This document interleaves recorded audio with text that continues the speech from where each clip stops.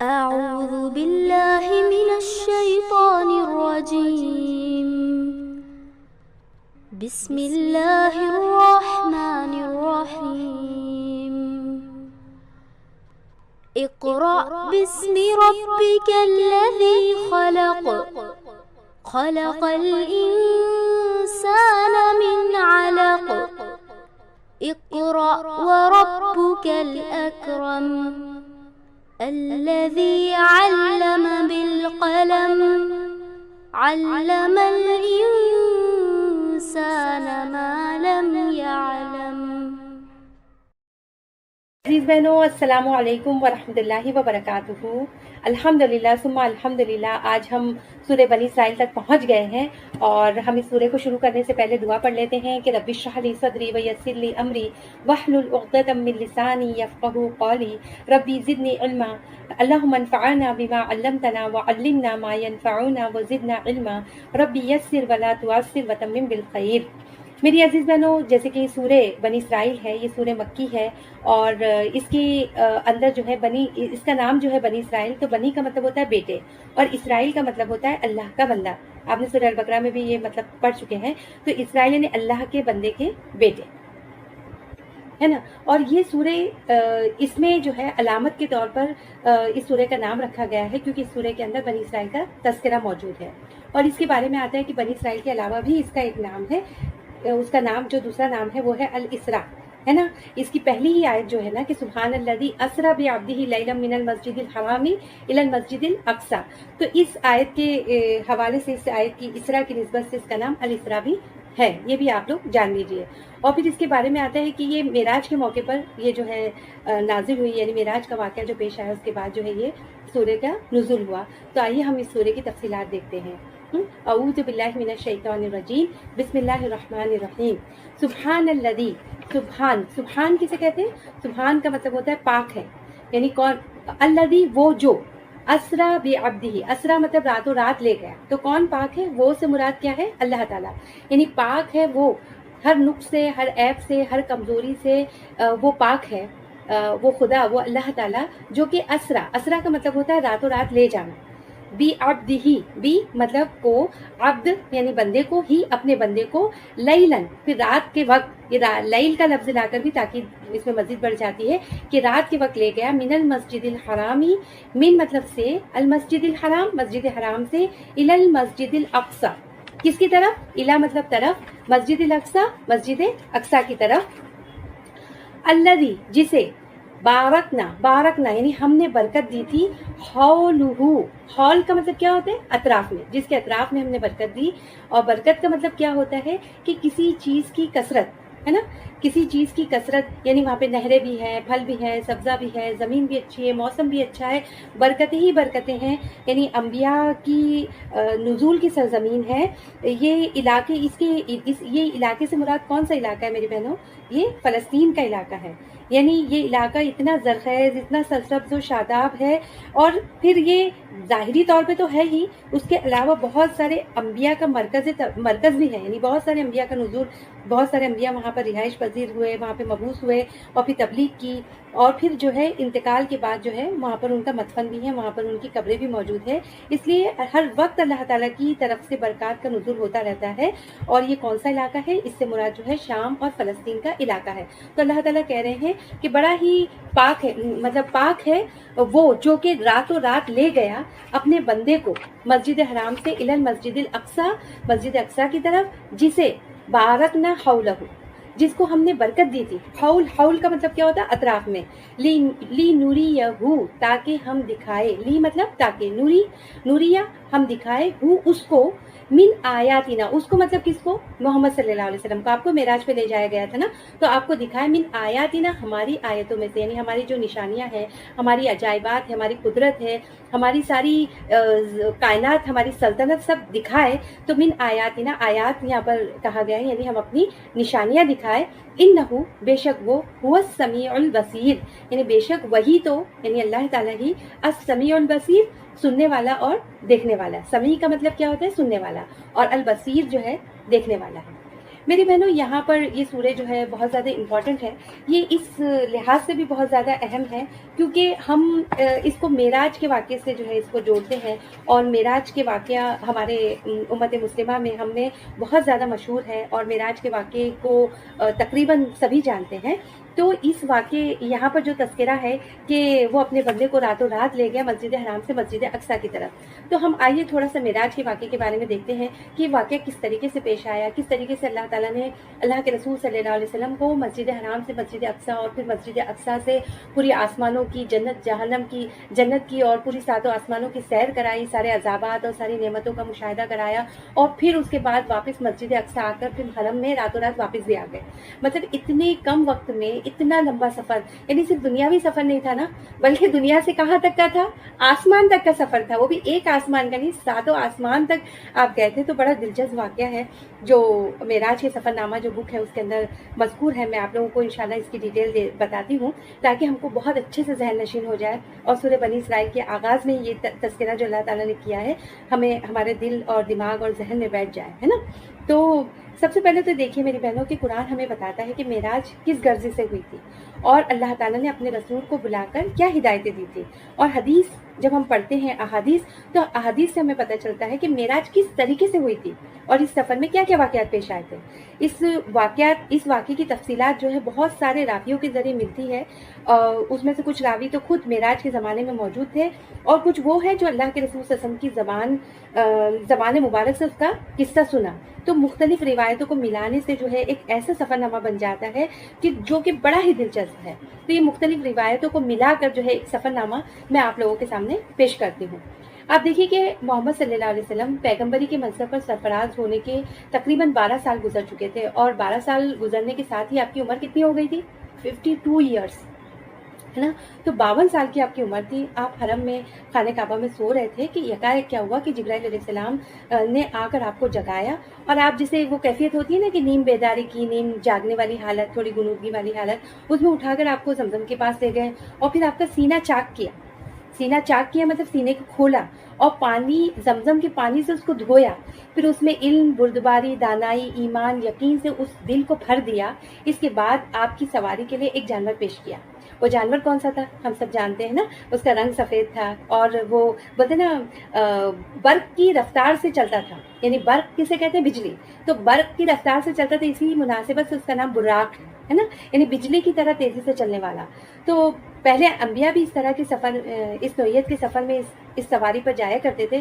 पिछली अंबियाओं का भी तज़किरा मिलता है। जब आप सवार हुए तो वो चमका, मतलब थोड़ा सा बितका। तो जिब्राइल अलैहिस्सलाम ने उसको थपकी दी और कहा कि क्या करता है, आज तक मोहम्मद से बड़ी शख्सियत का कोई इंसान तुझ पर सवार नहीं हुआ। फिर अल्लाह के रसूल सल्लल्लाहु अलैहि वसल्लम इस पर सवार हुए और जिब्राइल अलैहिस्सलाम के साथ चले। पहली मंजिल कौन सी थी, मदीना की थी, यानी मक्का में ये सफ़र शुरू हुआ। सबसे पहले आप मदीना आए, जहाँ उतर के आपने नमाज़ पढ़ी और जिब्राइल अलैहिस्सलाम ने आपको बताया कि इस जगह आप हिजरत करके जाएंगे। फिर वहाँ से आगे चले तो दूसरी मंजिल कहाँ थी, तूर सीना की थी। तूर सीना कौन सी जगह है, आप लोग माशाल्लाह से सूरह अल-बकरा में और आराफ में और मुख्तलिफ जगहों पे पढ़ चुके हैं कि तूर सीना वो जगह है जहाँ पर हज़रत मूसा अलैहिस्सलाम पर से अल्लाह ताला हम कलाम हुए थे, है ना। फिर तीसरी मंजिल, उसके बाद आगे चले तो तीसरी मंजिल बैतुल लहम की थी जहाँ हज़रत ईसा अलैहिस्सलाम पैदा हुए। फिर चौथी मंजिल पर बैतुल मुक़द्दस था, यानी चौथी मंजिल जो थी वो बैतुल मुक़द्दस की मस्जिद अक्सा थी। वहाँ पर जाकर बुराक का सफ़र ख़त्म हुआ।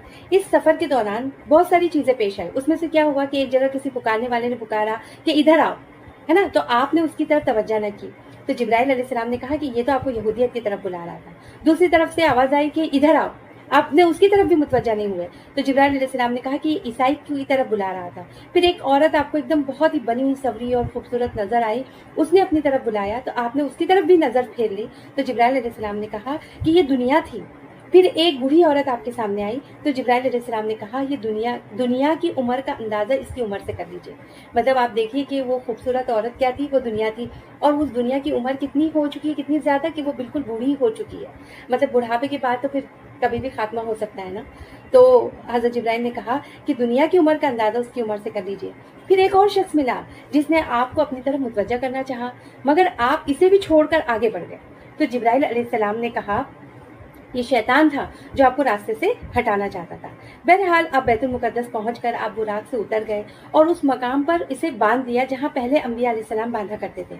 फिर आप हिकल सुलेमानी में दाखिल हुए और आप जब दाखिल हुए तो कितना प्यारा मंजर होगा ना, जरा सा तस्वुर की आंख से मेरी बहनों देखिए कि वहां पर सारे पैगंबर मौजूद हैं जो शुरू से लेकर यानी आदम अलैहिस्सलाम से लेकर दुनिया में आखिर तक जितने नबी पैदा हुए हैं वो सारे के सारे मौजूद हैं। और आपके पहुंचते ही नमाज के लिए सफ़े बन गई और सब आपके मुंतजिर थे, सब मुंतजिर थे कि इमामत के लिए कौन आगे बढ़ता है। तो जिब्राइल अलैहिस्सलाम आपका हाथ पकड़कर आपको आगे बढ़ा दिया और आपने सबको नमाज पढ़ाई, सुभान अल्लाह। फिर आपके सामने 3 प्याले पेश किए गए, एक में पानी था, एक में दूध था, तीसरे में शराब थी। तो आपने दूध का प्याला उठा लिया तो जिब्राइल अलैहिस्सलाम ने मुबारकबाद दी कि आप फितरत की राह पा गए।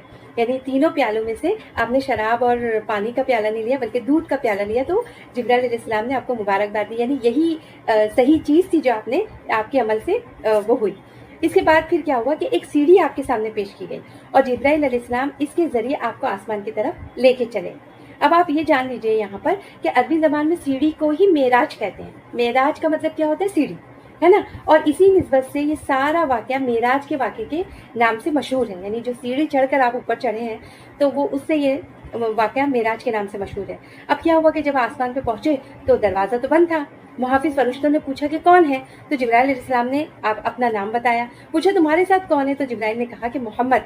तो पूछा क्या इन्हें बुलाया गया है, कहा हाँ। तब दरवाज़ा खुला और आपका पुरतफा खैर मकदम किया गया।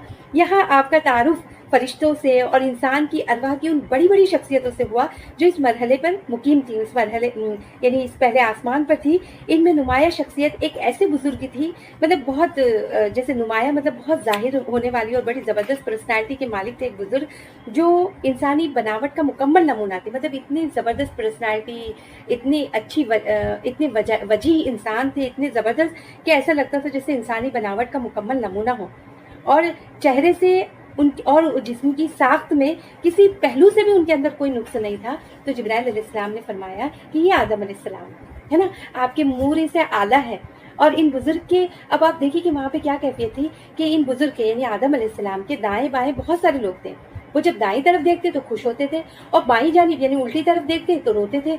तो पूछा क्या माजरा है, जिब्राइल अलैहिस्सलाम से अल्लाह के रसूल सल्लल्लाहु अलैहि वसल्लम ने पूछा कि क्या माजरा है, तो उन्होंने बताया कि ये नस्ल आदम है और आदम अलैहिस्सलाम अपनी औलाद के नेक लोगों को देखकर खुश होते हैं और बुरे लोगों को देखकर रोते हैं। यानी दाईं तरफ उनके नेक लोग थे और बाईं तरफ जो है बदकार या बुरे लोग थे जिनकी तरफ देखकर वो रोते थे। फिर आपको जो मेरी बहनों ना तफसीली मुशाहिदे का मौका दिया गया, मतलब बहुत तफसील से, डिटेल से, आराम से आपने हर चीज़ को देखा, एक जगह आपने देखा और देखिए कि वो सारी चीज़ें हमारे लिए बहुत बड़ी जो है ना, हमारे अंदर अपने अमल को सुधारने के लिए और अपनी ज़िंदगी के अंदर अमल पैदा करने के लिए बहुत बड़े असबाब हैं मेरी बहनों इसके अंदर। आप इन बातों को बड़ी गौर से सुनिए कि जिन चीज़ों का मुशाहिदा अल्लाह के रसूल सल्लल्लाहु अलैहि वसल्लम ने किया। आप देखिए कि आपने एक जगह आपने देखा कि कुछ लोग हैं जो खेती काट रहे हैं, लेकिन जितनी काटते जाते हैं ना उतनी ही ज़्यादा खेती बढ़ती चली जाती है। तो पूछा ये कौन है, तो कहा गया यानी जिब्राइल अलैहिस्सलाम ने या आपसे कहा गया कि अल्लाह की राह में जिहाद करने वाले। मतलब जितनी खेती काटते उतनी बढ़ती जाती, खेती बढ़ती है तो क्या होता है, यानी गल्ला, एक किसान जब खेती काट रहा है उसको गल्ले पे गल्ला मिला जा रहा है तो उसकी खुशनसीबी के तो कोई क्या ठिकाना ना। तो मतलब जिहाद करने वालों का इतना बेहतरीन समरा वहाँ पर है कि खेती कर रहे हैं, खेती काट रहे हैं और वो बढ़ती जा रही है और उन्हें मिलता जा रहा है ना। फिर आपने देखा कि कुछ लोग हैं जिनके सर पत्थरों से कुचले जा रहे हैं। कुछ लोगों को क्या देखा आपने कि जिनके सर पत्थरों से कुचले जा रहे हैं। पूछा ये कौन है, कहा गया ये वो लोग हैं जिनकी सर गिरानी इनको नमाज के लिए उठने नहीं देती थी, है ना। ये कौन सी नमाज के लिए आता है मेरी बहनों, इसके बारे में हदीस मिलती है ना हमको कि फ़जर की नमाज, ख़ास तौर से जो लोग फ़जर की नमाज नींद की वजह से जो है इंसान नहीं पढ़ पाता ना, तो क्या हाल होगा उसके इंसान का, कि जब बोलते ना अल्लाह के रसूल सल्लल्लाहु अलैहि वसल्लम ने किस हाल में देखा कि वो शख्स के चेहरे पर यानी फरिश्ता बहुत बड़ा पत्थर उठाकर लाता है और उसके मुंह पे दे मारता है, जिसकी वजह से अगर बड़ा पत्थर किसी के चेहरे पे मारा जाए तो उसका हाल क्या होगा मेरी बहन। फिर वो पत्थर लुढ़क के दूर गिर जाता है, फिर वो फरिश्ता उठाकर लाता है और उसके चेहरे पे मारता है और उसका चेहरा पूरी तरह से कुचल जाता है। तो ये किन लोगों की सज़ा है कि जिनको सर गिरानी इनको नमाज के लिए उठने नहीं देती थी। मतलब नमाज कितनी इंपॉर्टेंट चीज़ है हमारे लिए। फिर आपने कुछ लोग देखे कि जिनके कपड़ों में आगे और पीछे पेवन लगे हुए थे और वो जानवरों की तरह से घास चर रहे थे। पूछा ये कौन है? तो कहा गया ये वो लोग हैं जो माल में से ज़कात खैरात कुछ न देते थे, मतलब अपने मालों में से कुछ भी नहीं देते थे। आज उनकी हालत क्या है? दुनिया में तो खूब जमा कर करके रखा, खूब खाया पिया, गरीबों का हक दबा के बैठे, लेकिन आखिरत में देखिए उनका क्या हाल होगा। फिर आपने एक शख्स को देखा कि लकड़ियों का एक बड़ा सा गड्ढा है, जो लकड़ियों का गड्ढा जमा करके उठाने की कोशिश करता है। जब वो नहीं उठता तो इसमें कुछ और लकड़ियां बढ़ा लेता है। पूछा ये कौन अहमक है? कहा गया ये वो शख्स है जिस पर अमानतों और जिम्मेदारियों का इतना बोझ था कि उठा नहीं सकता था, मगर ये उनको कम करने की बजाय और ज्यादा जिम्मेदारियों का भार अपने ऊपर लादे जा रहा था। आपने इस बात को समझा कि जिम्मेदारियों का बोझ कम करने की बजाय बढ़ाते जा रहा था। मतलब ये कि वो जो भी इंसान जिस जिम्मेदारी पे फाइज होता है, चाहे वो उस्ताद हो, चाहे वो किसी जमात का सरबराह हो, चाहे वो मुबल्लिग हो, चाहे जो कुछ भी हो, अगर वो बहुत ज़्यादा जिम्मेदारी लेते चला जाता है तो फिर क्या होता है मेरी बहनों, कि वो उसका हक अदा नहीं कर पाता ना, फिर वो उस हक में कोताही होती है, उसमें कमी कर जाता है और उस चीज़ का, उस मनसब का हक अदा नहीं होता। तो उसका हाल क्या है कि वो बड़ा सा गट्ठा लकड़ियों का ऑलरेडी उसके पास मौजूद है और उसमें लकड़ियाँ नहीं उठाया जा रहा तो उसमें और लकड़ियाँ डालता है, फिर उठाने की कोशिश करता है। मतलब क्या हाल होगा उसका। फिर आपने देखा कि कुछ लोगों की ज़बानें हैं जो ज़बानें और होंठ कैंचियों से कतरे जा रहे हैं। पूछा ये कौन है? तो कहा गया ये वो गैर जिम्मेदार मुकर्रिर हैं जो बिला तकल्लुफ ज़बान चलाते और फितना बर्पा किया करते थे। अल्लाहुम्मा ला तजल्ना मिनहुम, अल्लाहुम्मा ला तजल्ना मिनहुम। अल्लाह ताला हमें ऐसे मुकर्रिरीन में से, ऐसे मुबल्लिगीन में से ना बनाए कि जो बिला तकल्लुफ जो दिल में आता है बोलते चले जाते हैं अल्लाह के नाम से, रसूल के नाम से, हदीस का नाम लेकर कि हदीसों में ये बयान हुआ, कुरान में ये बयान हुआ, अपने मन घड़त किस्से और पता नहीं क्या क्या। अल्लाह ताला हम सब की हिफाजत करे कि हम ऐसे मुबल्लिग, ऐसे दाई, ऐसी पोजीशन पे आने से बचें कि जिससे अल्लाह के दीन को कुछ नुकसान पहुंचे। उनका देखिए कितना बुरा हाल है कि उनके होंठ, उनकी ज़बानें और उनके होंठ कैंचियों से कतरे जा रहे थे। फिर आपने एक जगह देखा कि एक पत्थर में जरा सा शिगाफ है और इसमें एक बड़ा सा यानी इसमें एक बड़ा मोटा सा बैल है जो निकल आया, यानी छोटा सा शिगाफ मतलब सुराख है, उसमें से मोटा सा बैल निकल आया। फिर वो बैल इसी शिगाफ में जाने की कोशिश करने लगा लेकिन जा न सका। पूछा ये क्या मामला है? तो कहा गया ये इस शख्स की मिसाल है जो गैर जिम्मेदारी के साथ एक फितना अंगेज बात कर जाता है, फिर नादिम होकर उसकी तलाफी करना चाहता है मगर कर नहीं सकता। मतलब जब हम जबान से कोई बात करते हैं ना मेरी बहनों, तो हमको सोच समझ कर अपनी जबान से निकालनी चाहिए बात, कि ऐसा ना हो कि हम ऐसी बात कर दें जिसकी वजह से फितना पैदा हो जाए, फिर हम वो बात को समेटना चाहे, वापस लेना चाहे और वापस ना ले सके। फिर एक और मकाम पे कुछ लोगों को आपने देखा जो अपने ही गोश्त काट कर खा रहे हैं, अपना ही गोश्त काट कर खा रहे। पूछा ये कौन लोग हैं? तो कहा गया ये दूसरों पर ज़बाने तान दराज किया करते थे। ज़बाने तान मतलब ताना देते थे, है ना। ये हम औरतों में कितनी कॉमन बात है ना कि ज़रा सी कोई बात हो गई तो कुछ उसको फ़ौरन ताने देने लगते हैं, तरह तरह से ताने देने लगते हैं, किसी को सुनाते हैं, किसी को बताने की कोशिश करते हैं। तो उसका हाल क्या है मेरी बहनों कि अपने ही बदन का गोश्त काट कर खा रहे हैं। इन्हीं के करीब कुछ और लोग थे जिनके नाखून तांबे के थे और वो अपने मुंह और अपने सीने नोच रहे थे। पूछा ये कौन है? तो कहा गया ये वो लोग हैं जो लोगों के पीठ पीछे उनकी बुराइयां करते और उनकी इज्जत पर हमले किया करते थे, यानी गीबत किया करते थे। कितना बुरा अंजाम है मेरी बहनों, हमको इससे कितना बचना चाहिए।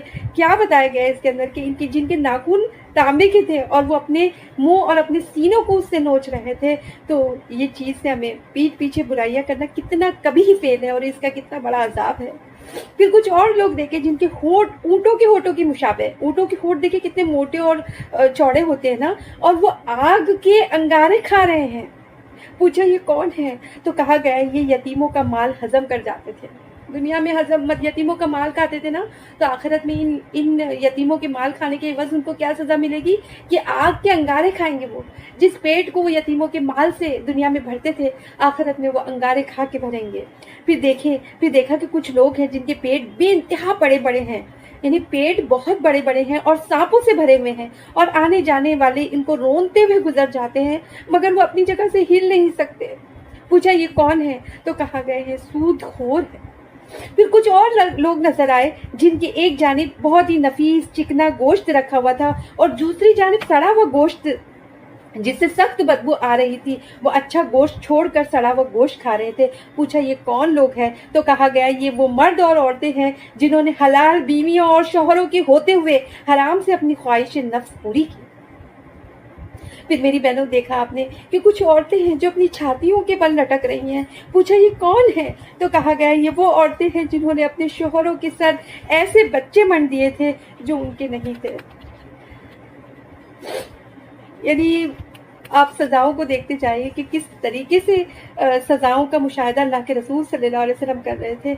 इन्हीं मुशाहिदात के सिलसिले में नबी सल्लल्लाहु अलैहि वसल्लम की मुलाकात एक ऐसे फरिश्ते से हुई जो बहुत ही तुर्श रोई से मिला, मतलब बड़ी सख्ती से मिला। उसकी बात में कोई ऐसी मोहब्बत या वो नहीं थी। तो आपने जिब्राइल अलैहिस्सलाम से पूछा अब तक जितने भी फरिश्ते मिले सब खंदा पेशानी से हशाश बशाश चेहरों के साथ मिले, इनकी खुश मिजाजी की सबब क्या है, क्या वजह है? तो जिब्राइल अलैहिस्सलाम ने कहा कि इसके पास हंसी का क्या काम, ये तो दोज़ख का दारोगा है। ये सुनकर आपने दोज़ख को देखने की ख्वाहिश जाहिर की और उसने यकायक आपकी नजरों के सामने से पर्दा उठा दिया और दोज़ख अपनी तमाम हौलनाकियों के साथ आपके सामने आ गई। और अल्लाह के रसूल सल्लल्लाहु अलैहि वसल्लम ने उसका भी मुशाहिदा किया। फिर इस लम्हे से, इस मरहले से गुजरकर आप जो है फिर दूसरे आसमान पे पहुंचे। दूसरे आसमान पे पहुंचे तो यहाँ पर दो नौजवान सबसे मुमताज़ यानी सबसे प्यारे लोगों से मुलाकात हुई और तारुफ हुआ कि ये कौन लोग हैं। तो पता चला कि ये याह्या और ईसा अलैहिस्सलाम है। पहले आसमान पे किससे मुलाकात हुई थी? आदम अलैहिस्सलाम से। दूसरे आसमान पे याह्या और ईसा अलैहिस्सलाम से मुलाकात हुई। तीसरे आसमान पर आपका तारुफ एक ऐसे बुजुर्ग से कराया गया जिनका हुस्न आम इंसानों के मुकाबले में ऐसा था जैसे तारों के मुकाबले में चौधरी का चांद मालूम होता था। उम्मीद है आप समझ गए होंगे कि वो कौन थे। इंतहाई हसीन और जमील और खूबसूरत नबी जो है हजरत यूसुफ अलैहिस्सलाम। फिर चौथे आसमान पर हजरत इदरीस अलैहिस्सलाम से, पांचवें आसमान पर हजरत हारून अलैहिस्सलाम से और छठे आसमान पर आपकी मुलाकात जो है हजरत मूसा अलैहिस्सलाम से हुई। फिर जब आप सातवें, फिर देखिए कि वहां से अल्लाह के रसूल सल्लल्लाहु अलैहि वसल्लम आगे चले तो सातवें आसमान पर आपने एक अजीमुशान घर देखा। यानी घर कौन सा था? हजरत जिब्राइल अलैहिस्सलाम से पूछा ये क्या है? तो जिब्राइल अलैहिस्सलाम ने फरमाया कि ये बैत मामूर है। यानी आपको मैं बताते चलूं कि जिस तरह से दुनिया में हमारे लिए खाने काबा है और हम इंसान उसका तवाफ करते हैं, बिल्कुल उसी तरह से उसके ऊपर सातवें आसमान पे बैत मामूर है। यानी वहां भी अल्लाह ताला का एक घर है और वहां पर फरिश्ते तवाफ करते रहते हैं और फरिश्ते इतनी कसरत से आते और जाते रहते हैं और तवाफ करते रहते हैं कि उसके बारे में आता है कि एक वक्त में 70,000 फरिश्ते जो उसका तवाफ करते हैं और वो जब तवाफ करके चले जाते हैं तो दोबारा से उनकी बारी नहीं आती। यानी इतनी कसरत के साथ जो है, इतनी कसरत है फरिश्तों की, इतनी ज्यादा तादाद है वहां पर। तो वो जो बैत मामूर है वहां पर सातवें आसमान पे, तो उसी के पास जो है आपकी मुलाकात हजरत इब्राहिम अलैहिस्सलाम से हुई और आपकी शक्ल जो है हजरत मोहम्मद सल्लल्लाहु अलैहि वसल्लम से बहुत ज्यादा मुशाबिहत रखती थी। तो फिर आपने देखा कि किस तरह सातों आसमान पे अलग अलग नबियों से अल्लाह के रसूल सल्लल्लाहु अलैहि वसल्लम मिले। पहले पे हजरत आदम अलैहिस्सलाम से, दूसरे पर जो है हजरत याह्या और ईसा अलैहिस्सलाम से, तीसरे पर हजरत यूसुफ अलैहिस्सलाम से, चौथे पर हजरत इदरीस अलैहिस्सलाम से, पांचवें पे हारून और छठे पर हजरत मूसा अलैहिस्सलाम से और सातवें आसमान पर हजरत इब्राहिम अलैहिस्सलाम से। फिर जो है मजीद इर्तिका शुरू हुआ, यानी फिर आप आगे बढ़े और यहाँ तक कि आप सिदरतुल मुंतहा पर पहुंच गए। सिदरतुल मुंतहा किसे कहते हैं मेरी बहनों? सिदरतुल मुंतहा, मुंतहा का मतलब होता है इंतहा, यानी वो ऐसी इंतहा है कि उसके आगे कोई नहीं बढ़ सकता। और सिदरा कहते हैं बेरी के दरख्त को। तो बेरी का यानी सातवें आसमान की जब ऊपर हजरत जिब्राइल अलैहिस्सलाम और आप सल्लम आगे बढ़े हैं तो सिदरतुल मुंतहा तक जाने के बाद हजरत ये जिब्राइल अलैहिस्सलाम की भी वहाँ पर लिमिट ख़त्म हो गई। उन्होंने कहा कि अब मेरी लिमिट इससे आगे नहीं, मैं इससे आगे नहीं जा सकता, इससे आगे आप जाएं। तो वो जो लिमिट है यानी हजरत जिब्राइल अलैहिस्सलाम की या फरिश्तों की जिसकी भी जाने की, वो सिदरतुल मुंतहा से आगे नहीं बढ़ सकते। लेकिन कुर्बान जाइए हमारे नबी सल्लल्लाहु अलैहि वसल्लम पर और उनकी अज़मत और उनकी बढ़ाई, और अल्लाह ताला ने कितना बड़ा एजाज हजरत मोहम्मद सल्लल्लाहु अलैहि वसल्लम को अता फरमाया कि जिब्राइल अलैहिस्सलाम भी सिदरतुल मुंतहा पर ठहर गए और आप वहां से तन्हा आगे बढ़े सल्लल्लाहु अलैहि वसल्लम। और आप जो है आगे बढ़कर एक बुलंद और हमवार जगह पे पहुंचे तो जो है अल्लाह ताला ने वहां पर आपको मतलब हम कलामी का शर्फ बख्शा, आपसे गुफ्तगू की और जो बातें हुई अल्लाह ताला और अल्लाह के रसूल सल्लल्लाहु अलैहि वसल्लम के दरमियान, वो उन बातों में जो है कुछ बातें ये थी मेरी बहनों जो आपको बताते चलूँ कि एक तो हर रोज 50 वक्त की नमाजें फर्ज की गई। कितने वक्त की? 5 वक्त की नहीं बल्कि 50 वक्त की। फिर जो है सूरह अल बकरा की आखिरी 2 आयतें आपको तोहफतन दी गई। आखिरी 2 आयतें कहाँ से हैं कि आमन और रसूल बिमा उनज़िला इलैहि मिन रब्बिहि वल मुमिनून से लेकर आखिर तक वह आयतें आपको तोहफतन दी गई। और आप जानते हैं सूरह अल बकरा पढ़ चुके हैं कि उन आयतों की कितनी ज़बरदस्त फजीलत है। پھر تیسری بات اللہ کے رسول صلی اللہ علیہ وسلم سے اللہ تعالیٰ نے فرمایا کہ شرک کے علاوہ دوسرے سارے گناہ بخش دیے جائیں گے، مطلب شرک کے علاوہ دوسرے تمام گناہوں کو بخشنے کا امکان ظاہر کیا گیا۔ پھر چوتھی بات یہ ارشاد ہوئی کہ جو شخص نیکی کا ارادہ کرتا ہے تو اس کے حق میں ایک نیکی لکھ لی جاتی ہے، یعنی ابھی ہم نے سوچے ہی ارادہ ہی کیے کہ فرشتے ہمارے نامہ اعمال میں ایک نیکی لکھ لیتے ہیں، اور پھر جب ہم اس پر عمل کرتے ہیں تو وہ ایک نیکی بڑھ کر کتنی ہو جاتی؟ 10 نیکی، یعنی ایک عمل کا بدلہ ہمیں 10 نیکیاں مل جاتا ہے۔ اور جو برائی کا ارادہ کرتا ہے اس کے خلاف کچھ بھی نہیں لکھا جاتا ہے، اور جب اس پہ عمل کرتا ہے تب برائی لکھی جاتی، ارادے پہ برائی نہیں لکھی جاتی لیکن ارادے پہ نیکی لکھ لی جاتی ہے۔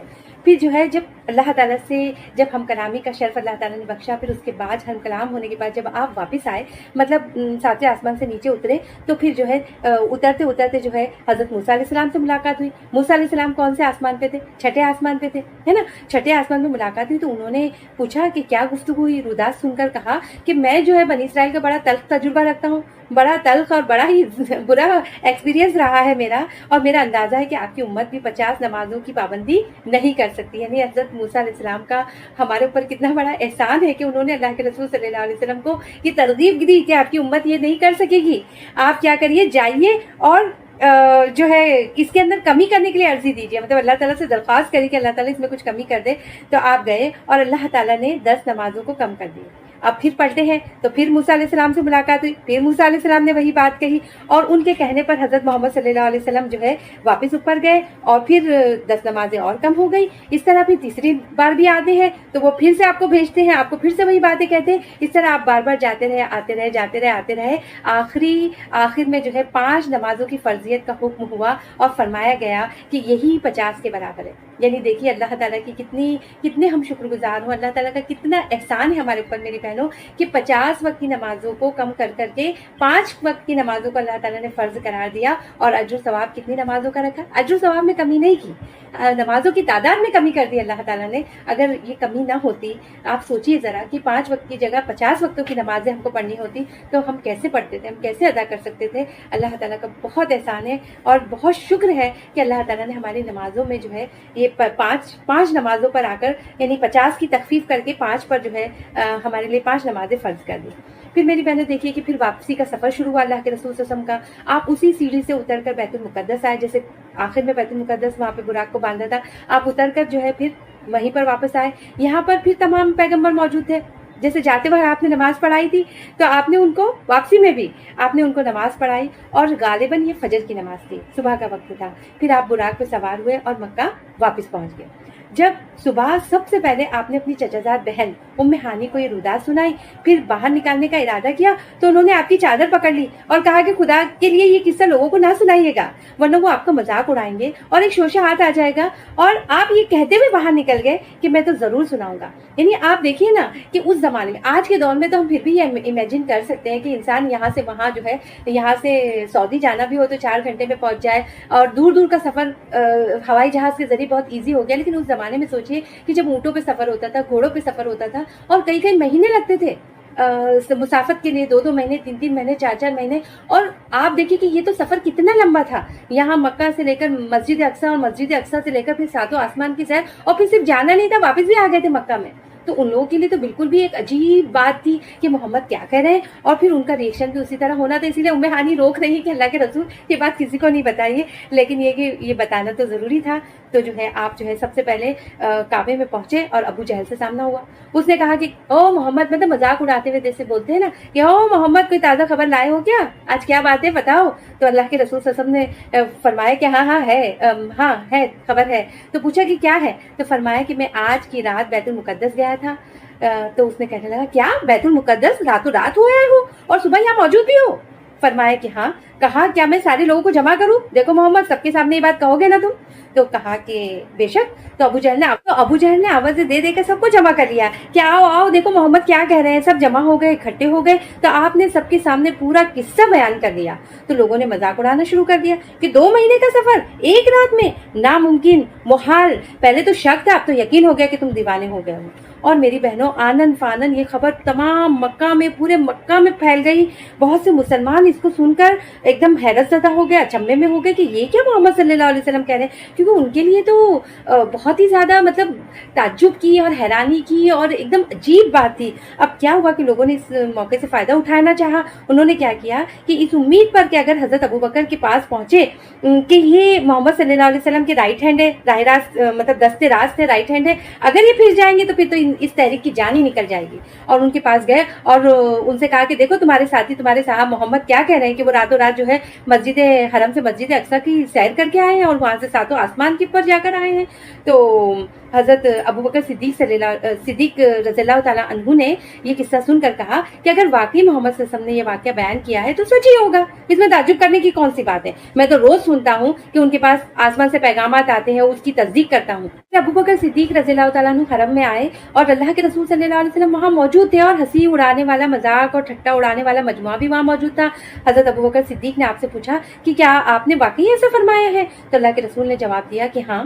کہا کہ بیت المقدس میرا دیکھا ہوا ہے، آپ وہاں کا ذرا نقشہ بیان کریں. تو اللہ کے رسول صلی اللہ علیہ وسلم نے پورا بیت المقدس کا نقشہ بیان کرنا شروع کر دیا اور ایک ایک چیز اس طریقے سے بیان کی گویا کہ بیت المقدس بالکل آپ کے سامنے موجود ہو، مطلب ہو بہو نقشہ بیان کر دیا. اور یہ حضرت ابوبکر صدیق کی یہ تدبیر جو ہے نا یہ بڑی زبردست ثابت ہوئی، کیونکہ وہاں پر جو ہے بہت سارے لوگ ایسے موجود تھے جو تجارت کے سلسلے میں بیت المقدس جاتے آتے رہتے تھے. وہ سب دلوں میں قائل ہو گئے کہ نقشہ تو بالکل صحیح ہے. اب لوگ آپ کے بیان کی صحت کا مزید ثبوت مانگنے لگے کہ اچھا اور کچھ بتاؤ جس کی وجہ سے ہم آپ کی بات کا یقین کر سکے. تو اللہ کے رسول صلی اللہ علیہ وسلم نے فرمایا کہ جاتے ہوئے فلاں مقام پہ میں نے فلاں قبیلہ کو گزرتے ہوئے دیکھا جس کے ساتھ یہ سامان تھا، مطلب قافلوں کے ساتھ جو سامان لوگ لے کر آتے تھے نا ان کے پاس یہ سامان ہے، وہ بتا دیا. اب قافلے والوں کے اونٹ جو تھے وہ براق کو دیکھ کر بھڑکے تھے اور ایک اونٹ جو ہے فلاں وادی کی طرف بھاگ نکلا تھا. میں نے قافلے والوں کو اس کا پتہ بتا دیا. واپسی پر میں فلاں وادی میں سے فلاں قبیلے کا قافلہ مجھے وہاں پہ ملا. سب لوگ سو رہے تھے، میں نے ان کے برتن سے پانی پیا، اس بات کی علامت چھوڑ دی کہ ان کے برتن سے پانی پیا گیا ہے. اور پھر ایسے ہی کچھ اور اتے پتے بھی آپ نے بتا دیے اور بعد میں آنے والے قافلوں سے اس کی تصدیق بھی ہو گئی. اس طرح زبانیں بند ہو گئی مگر دل یہی سوچتے رہے کہ یہ کیسے ہوا، یہ کیسے ہو سکتا ہے. اور آج بھی بہت سے لوگ یہ سوچ رہے ہیں کہ یہ کیسے ہوا، یہ کیسے ہو سکتا ہے. لیکن فتبارک اللہ احسن الخالقین، بڑا ہی بابرکت ہے وہ رب العالمین جو ہے بہترین پیدا کرنے والا ہے. اور اس اللہ چاہے تو کیا نہیں ہو سکتا. یہ تو معراج کی بات ہے، اللہ تعالیٰ چاہے تو کیا نہیں ہو سکتا ہے نا. الحمدللہ. تو اب ہم یہاں پر آگے بڑھتے ہیں. تو آتے ہی نا موسیٰ کتاب، اور ہم نے عطا کی موسیٰ علیہ السلام کو کتاب. الکتاب سے مراد یہاں کون سی کتاب ہے؟ توریت ہے نا. وہ اور جعلنا ہم نے بنایا ہو اس کو یعنی کس کو؟ توریت کو بنایا. کیا بنایا؟ ہدن، ہدایت کا ذریعہ. کس کی ہدایت کا ذریعہ بنایا تھا اللہ تعالیٰ نے توریت کو؟ لی بنی اسرائیل، بنی اسرائیل کی ہدایت کا ذریعہ بنایا. اور توریت کی ہدایات کیا تھی؟ توریت میں کیا رہنمائی تھی ان کے لیے کہ اللہ تتخذو، کہ تم مت بنانا. اللہ یہ جو لفظ ہے نا یہ ان اور لا کو مل کر بنا ہے. ان کا مطلب ہوتا ہے کہ اور لا کا مطلب ہوتا ہے نہیں. تو اللہ ہو گیا، تو اللہ کا مطلب کیا ہوگا یہاں پر کہ تم نہ بنانا. تتخذو مطلب بنانا. تو اللہ تتخذو، تم نہ بنانا، من دونی میرے سوائے، وکیلن کوئی بھی کارساز.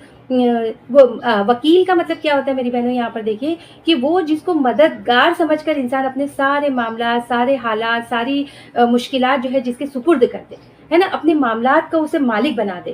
تو توریت کا پیغام کیا تھا کہ سارے معاملات اللہ کے سپرد کر دو، ہر معاملے میں اللہ پر بھروسہ کرو. اور یہ کیفیت کب ہو سکتی ہے انسان کے اندر؟ کب یہ کیفیت آتی ہے کہ سارے معاملات وہ اللہ کے سپرد کر لے؟ جب وہ اللہ کو پہچان لیتا ہے، جب اس کی قوت، اس کی طاقت، اس کی قدرت، اس کی عظمت اس کے دل میں بیٹھ جاتی ہے، جب اس کو یقین آ جاتا ہے کہ اللہ ہر چیز پر قادر ہے، سب کچھ کر سکتا ہے. تو لازمی نتیجہ کیا ہوتا ہے پھر کہ وہ ہر مشکل میں اس کی طرف رجوع کرتا ہے اور اس میں ایسا اعتماد اس میں پیدا ہو جاتا ہے کہ بس میں نے اللہ پہ بھروسہ کر لیا نا، اب مجھے وہ ضائع نہیں کرے گا، ہے نا. اور جتنا زیادہ اس کی قدرت پہ یقین ہوگا میری بہنوں، جتنا زیادہ اللہ تعالیٰ کی عظمت، اللہ تعالیٰ کی سپردگی میں تمام اختیارات، تمام معاملات ہے، ہماری ڈور جو ہے اللہ تعالیٰ کے ہاتھ میں، جتنا زیادہ یہ یقین انسان کے اندر پختہ ہوگا اتنا ہی زیادہ انسان میں توکل بڑھے گا.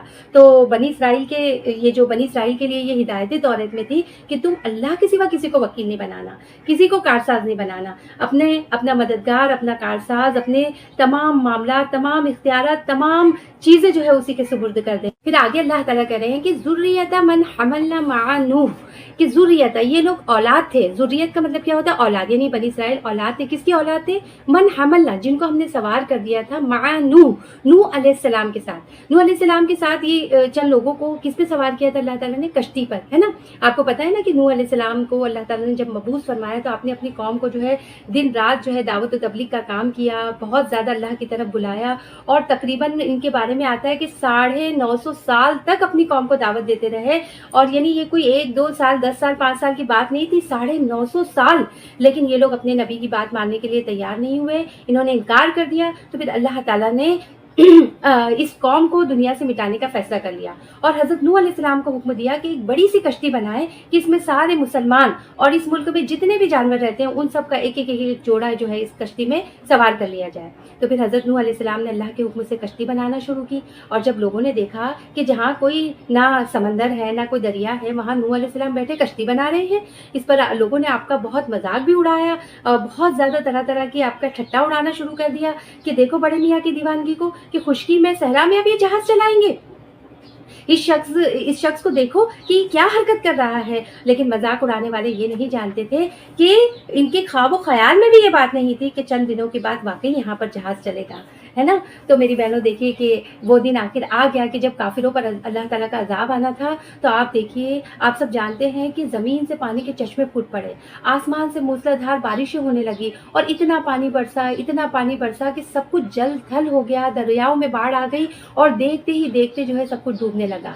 اور نوح علیہ السلام اور ان کے ساتھی پہلے ہی اپنی کشتی پر بیٹھ گئے تھے، اور تو وہ کشتی جو ہے پانی پہ تیرنے لگی۔ جب اتنا پانی سے علاقہ پورا جل تھل ہو گیا، پورا پانی ہی پانی ہر طرف ہوا، تو کیا ہوا؟ وہ کشتی جس پہ یہ لوگ سوار تھے، بیٹھے ہوئے تھے، وہ کشتی آٹومیٹکلی پانی کے اوپر چلنے لگی، اور دیکھتے ہی دیکھتے ساری بستی جو ہے ڈوب گئی۔ تو یہاں پر اللہ تعالیٰ اسی بات کی طرف اشارہ کر رہے ہیں کہ یہ لوگ اولاد تھے من حملنا مع نوح، کہ جن کو ہم نے نوح کے ساتھ کشتی پہ سوار کیا تھا۔ انہ کان عبدا شکورا، انہ بے شک وہ کون؟ حضرت نوح علیہ السلام کانا تھے عبدن شکورا، عبدن مطلب بندے، شکورا بہت شکر گزار بندے تھے۔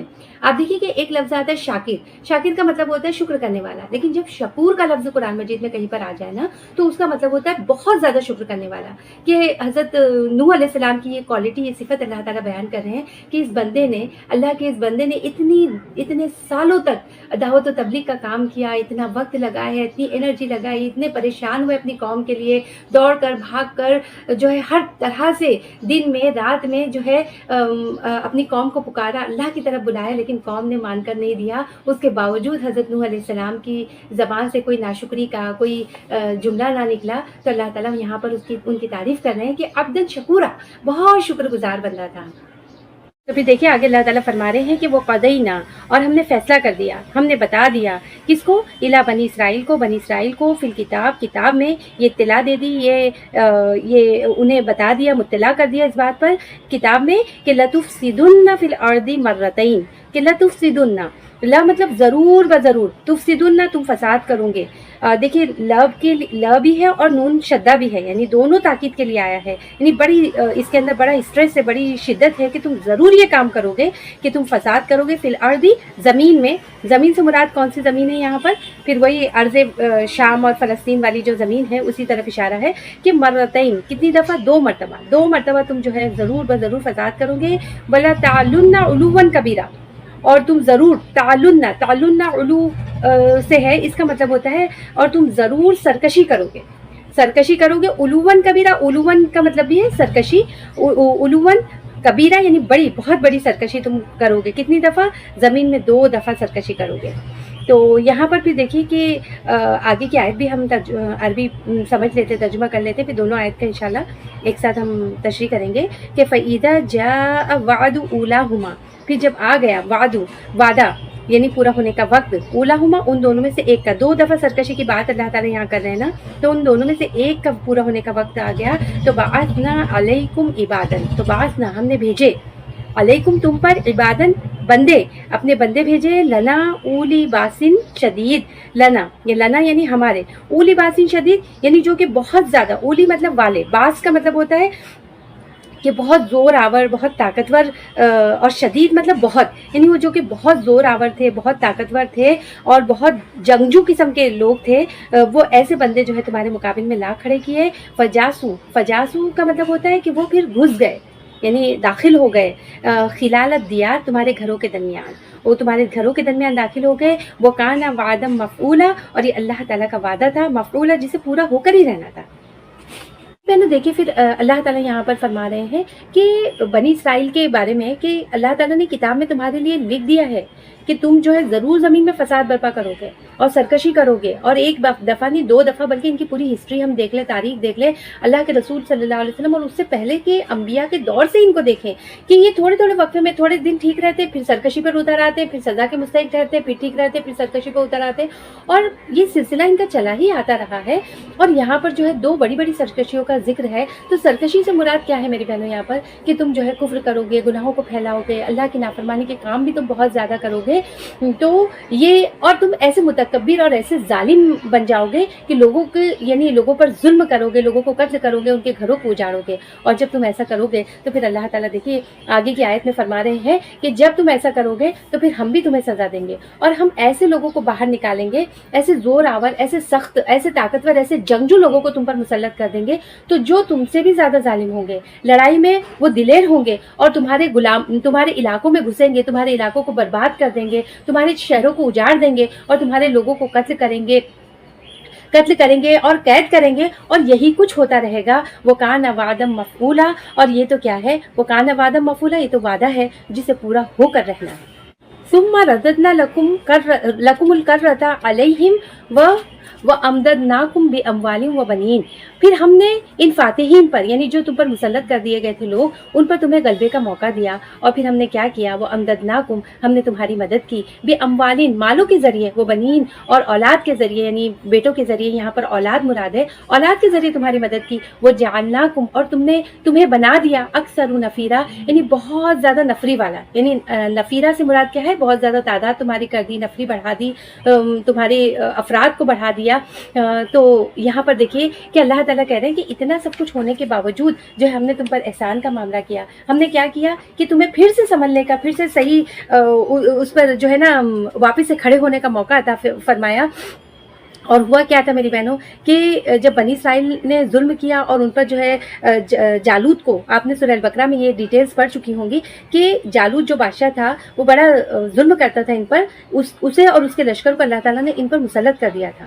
انہوں نے ان کے ایک ایک بندے کو مارا، قتل کیا، گھروں کو اجاڑا. پھر اس کے بعد غلبہ دے دیا اللہ تعالیٰ نے. مطلب کیسے غلبہ دے دیا تھا کہ داؤد علیہ السلام نے جالوت کو قتل کر دیا تھا، ہے نا. اور پھر اس قتل کے بعد کیا ہوا تھا، داؤد علیہ السلام کو بادشاہت مل گئی تھی، اللہ تعالیٰ نے بادشاہت عطا کر دی تھی. اب جب داؤد علیہ السلام کس میں سے تھے، انہی میں سے تھے نا، بنی اسرائیل میں سے ہی تھے، بنی اسرائیل کے ہی نبی تھے. جب ان کو بادشاہت مل گئی تو اس طریقے سے ان کی طاقت بحال ہو گئی. اور پھر اللہ تعالیٰ کہہ رہے ہیں کہ امددناکم بمال و بنین، ہم نے تمہاری مدد کی مال سے اور اولاد سے، تم کو مال بھی دیا، بیٹے بھی دیے، اور تمہاری نسل خوب پھیلی. وہ جعلناکم اکثر نفیرا، اور ہم نے نفری میں بھی تم کو بہت زیادہ کر دیا، یعنی تمہاری تعداد بہت زیادہ ہو گئی.